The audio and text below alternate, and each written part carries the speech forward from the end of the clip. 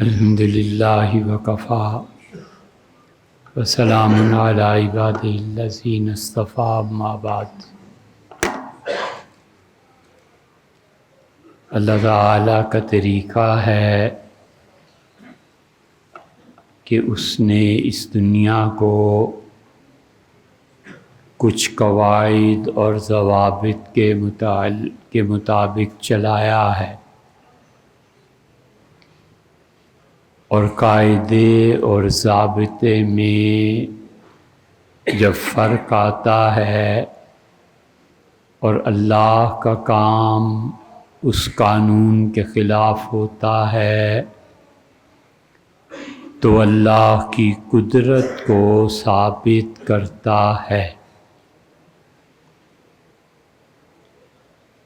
اللہ تعالیٰ کا قاعدہ ہے کہ آگ جلاتی ہے، اور جب اللہ آگ کو جلانے سے منع فرما دے تو یہ قاعدے اور کلیے کے خلاف بات ہے، لیکن اللہ یہ بتانا چاہتا ہے کہ دیکھو اشیاء میں تاثیر رکھوں یا نہ رکھوں یہ میرا کام ہے۔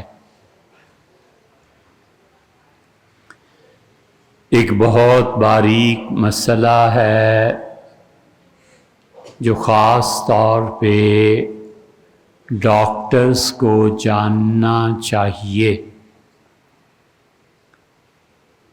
جتنے بچے بھی میڈیکل کو پڑھتے ہیں، چاہے وہ دنیا کے کسی بھی حصے میں ہوں، اگر وہ مسلمان ہیں تو انہیں چاہیے کہ ہمیشہ اس قاعدے اور کلیے کو یاد رکھیں، روزانہ اس سبق کو ذہن میں لائیں، جب بھی اپنے پیشنٹس دیکھیں بار بار یہ ذہن میں رہنا چاہیے، اور اگر نہیں رہے گا تو اللہ کی توحید میں خلل واقع ہو جائے گا، اور یہ چیز کبھی کبھی کفر کی طرف رہنمائی کرتی ہے۔ ڈاکٹر کو خاص طور پہ یہ بات سمجھنی چاہیے کہ جو دوا بھی وہ اپنے مریض کو دیتا ہے وہ ایک ہیلہ اختیار کرتا ہے تاکہ اس ذریعے سے مریض صحت پائے، اور اس دوا میں تاثیر کا ہونا، دوا میں تاثیر کا مرتب ہونا، دوا میں تاثیر کا ظاہر کرنا، یہ اللہ کے حکم سے ہے، وگرنہ بنیادی طور پہ کسی بھی بوٹی میں، کسی بھی دوائی میں کوئی طاقت نہیں ہے کہ وہ اللہ کے مرضی کے بغیر اپنے اثرات کو ظاہر کرے۔ بس اگر کوئی ڈاکٹر یہ سمجھے گا کہ میں نے یہ دوا دی ہے اور اس کا لازماً اثر یہ نکلے گا کہ یوں ہوگا، تو یہ بات بظاہر درست ہے، ایسے ہی سوچنا چاہیے، لیکن ذرا گہری نظر سے اور بات کو گہری سوچ ہوگی تو کہے گا کہ یہی دوائیاں میں نے کسی اور کو دی تھیں، ہم دیتے ہیں، اور دوا اپنی تاثیر ظاہر کرنے کی بجائے بندہ مر جاتا ہے، تو اس کا مطلب ہے کہ دوا کا اثر ظاہر ہونے کے لیے کسی اور طاقت کی ضرورت ہے۔ بس اس لیے اللہ ناممکنات کا رب ہے۔ اللہ ناممکنات کو ممکنات میں اور ممکنات کو ناممکنات میں جب داخل کرتا ہے تو اس کی ربوبیت، اس کی قدرت ظاہر ہوتی ہے۔ امکان اور وقوع کے اپنے اپنے دائرے ہیں، اور امکان اور وقوع کے دائرے کو جمع فرما دے، متفرق فرما دے، یہ اس کا اپنا اختیار اور مرضی ہے۔ اللہ کے اختیار اور اللہ کی رضا سب اس میں ہے کہ وہ دو جسموں کا باہم ملاپ کروائے اور اس کے نتیجے میں اولاد دے دے۔ یہ امکان تو اسی بات کا ہوتا ہے کہ اولاد ہوگی، مگر اس سے بچہ دنیا میں آئے گا نہیں آئے گا۔ یہ وقوع کا دائرہ ہے کہ یہ چیز پاسبلٹیز میں سے تو ہے، بلکہ اس کو ایکسپیکٹیشن اس میں بھی لایا جا سکتا ہے، لیکن ہوگا کہ نہیں ہوگا یہ اللہ کے فعل پہ مرتب ہے۔ اللہ چاہے تو ہوگا اور اللہ چاہے گا تو نہیں ہوگا۔ اس لیے ایک دائرہ ہے امکان کا اور ایک دائرہ ہے اس کے وقوع کا۔ سیدنا عیسیٰ علیہ السلام میں انہوں نے شادی نہیں کی اور ان میں وہ طلب پیدا نہیں ہوئی خواتین کی۔ تابعین رحمہم اللہ کہتے تھے کہ اس میں ان کی تخلیق میں اللہ کا امر، اللہ کا حکم تھا، اور ماں تھی، باپ کوئی تھا بھی نہیں، اس کی طرف سے حصہ بھی نہیں تھا، تو جو مردانگی ہوتی ہے وہ حالت ان پہ نہیں آئی جو عام مردوں پر آتی ہے۔ اللہ نے اس سے انہیں دور رکھا۔ تو ناممکنات کا وہ پروردگار ہے۔ یہ ناممکن ہے کہ بغیر اس پروسیجر کے کوئی بچہ دنیا میں آئے۔ اللہ نے ناممکن کو ممکن کر دکھایا۔ یہ ناممکن ہے کہ آگ نہ جلائے، مگر اللہ نے آگ میں جسم انسانی کے باوجود نہیں جلایا۔ یہ ناممکن ہے کہ دریا رک جائے اور درمیان میں کسی گھوڑوں اور انسانوں کے گزرنے کی جگہ پیدا ہو جائے، لیکن اللہ نے اسے کر کے دکھا دیا۔ تو ناممکنات امکان میں تبدیل ہو جائیں اور اس پہ پھر نتیجہ بھی مرتب ہو جائے۔ یہ ہے پروردگار عالم جو عالم غیب میں ایسے کام کرتا ہے۔ ہو ہی نہیں سکتا کہ پہاڑ سے اونٹنی پیدا ہو جائے۔ پہاڑ سے مانا پتھر نکلتے ہیں، پہاڑ سے مانا ہیرے جواہرات پیدا ہوتے ہیں۔ کاربن برداشت کر لے اور سہ لے تو ہیرا، اور صبر نہ کرے اور سہنے کی طاقت کاربن میں نہ ہو تو کوئلہ جس کا بھی منہ کالا ہو۔ ساری دنیا اس کو مانتی اور جانتی ہے، لیکن ہے کوئی طریقہ کہ پتھر سے ایک جانور اس کا گوشت پیدا ہو؟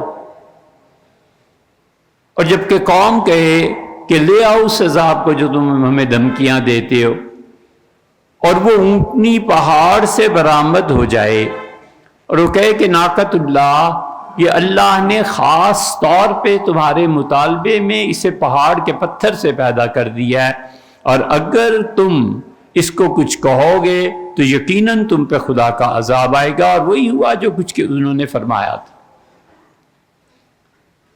تو امکان کا دائرہ اور وقوع کا دائرہ اور، حتیٰ کہ وہ دکھاتا ہے اور ٹائم میں فرق کر دیتا ہے، جو اس کا جی چاہے وہ دکھاتا ہے زمانے کو، اور وہ دکھاتا ہے جگہ کو، اور جگہ میں زمانے کو داخل کر دے اس کی مرضی، نہ داخل کرے اس کی مرضی۔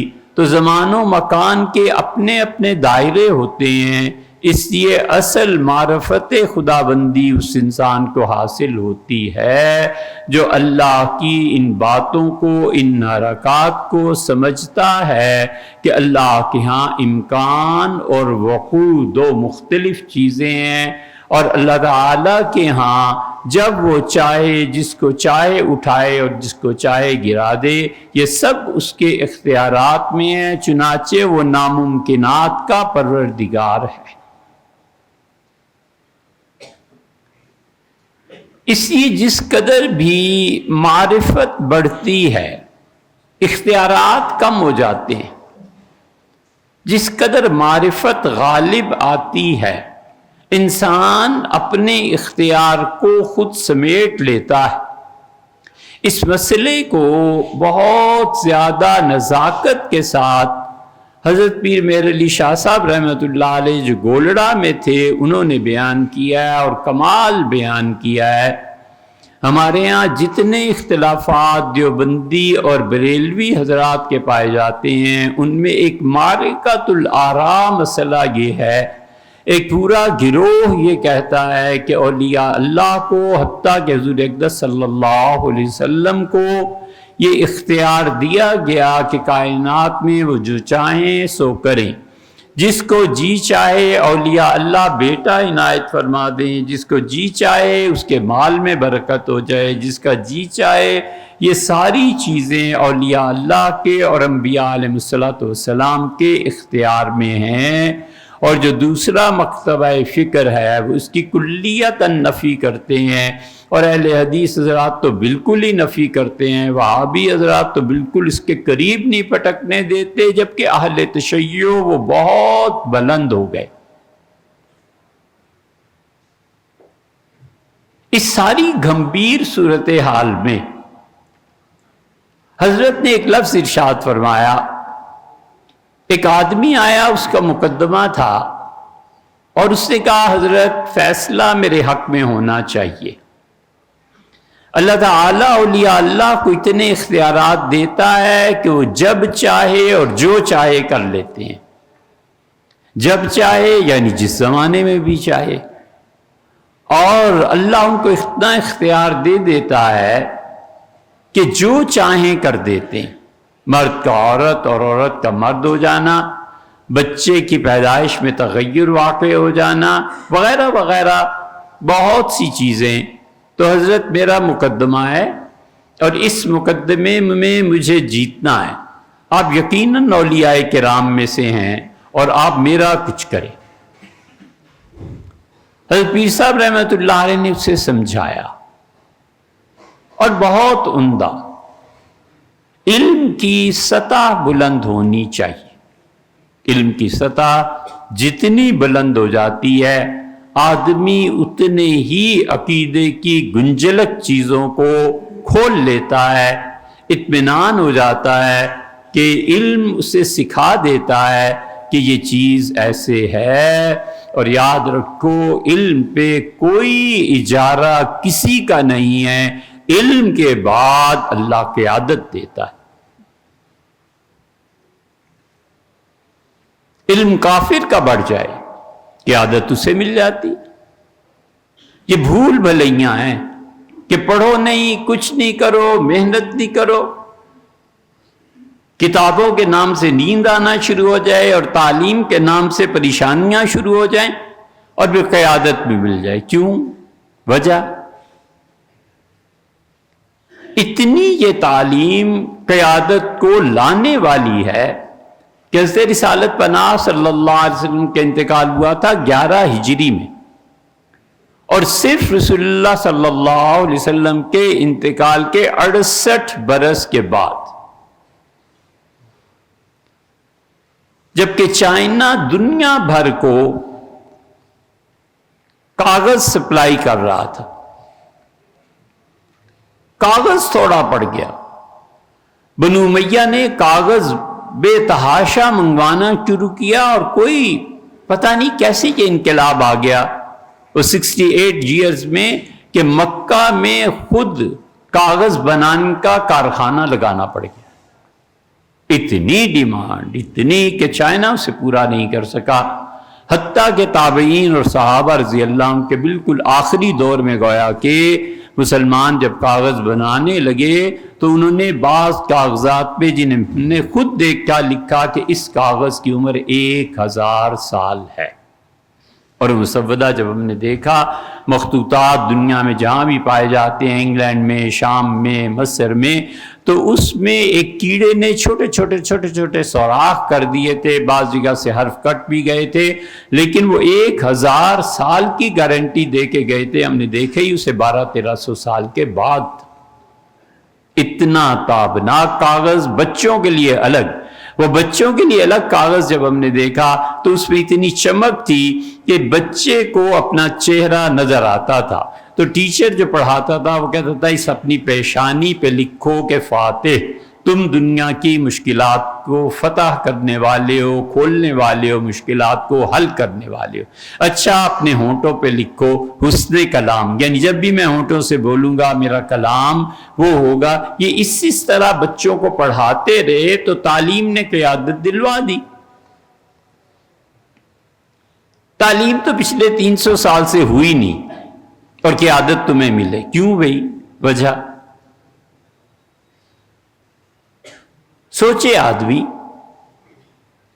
اور ان کا مقابلہ جن کے ہاں قیادت ہے وہ ایسا ہے کہ علامہ اقبال کہتے ہیں کہ اگر منصور حلاج کوئی آدمی کہے نا کہ میں تمہارا خدا ہوں سرزنش بے، تو اسے سبق سکھاؤ، سزا دو۔ گر قومی بگوید ناروانیس، اور کوئی قوم دنیا میں جم کے کہے کہ میں اس وقت کا خدا ہوں تو پھر کچھ نہ کہو، اس لیے کہ جو قوم کہتی ہے نا کہ ہم خدا ہیں وہ خدا بن کے بھی دکھا دیتی۔ ان کا مقابلہ بھی اس قوم سے ہوا جہاں کے 15 سے 22 سال تک کے بچے 90% لڑکے اور لڑکیاں پڑھے ہوئے ہیں۔ ہم نے اپنی آنکھوں سے کئی مرتبہ تہران گئے اور دیکھا، ایران کے دیگر علاقوں میں دیکھا، مشہد مقدس وغیرہ وغیرہ ہر جگہ، اور خاص طور پہ تہران سے زیادہ قم میں دیکھا، بالکل جمے ہوئے ڈٹے ہوئے، اور وہ پڑھ رہے تھے اس قوم کی ثبات، اس قوم کی پڑھائی، اس کی قوم کی تعلیم اور مقصد کا واحد ہونا۔ یہ دکھاتا ہے آج کہ بم پھٹ رہے ہیں سامنے، اور ان کے قائد نے کہا تھا کہ یوم قدس منائیں گے، اور بموں کے پھٹنے کے باوجود بھرا پڑا ہے تہران، ہزاروں کے حساب سے لوگ ہیں، اور فلسطینی رومال اوڑھے ہوئے ہیں اور کہتے ہیں کہ یہ ہمارا مقصد ہے۔ یہ تعلیم ہے تو اس کے بعد جمنا ہے۔ تعلیمی اگر نہ ہو اور جہالت کی بنیاد پر لوگ بکنا شروع ہو جائیں تو پھر میاں کہاں کی قیادت، پھر کہاں فتح، پھر کون کرتا ہے؟ صدیوں پہلے جو جہالت کا بیج تھا اب رنگ لایا ہے، اب کہتے ہیں کانٹے چبھتے ہیں۔ تو بھیا آپ کے آباء و اجداد نے یہی کام کیا۔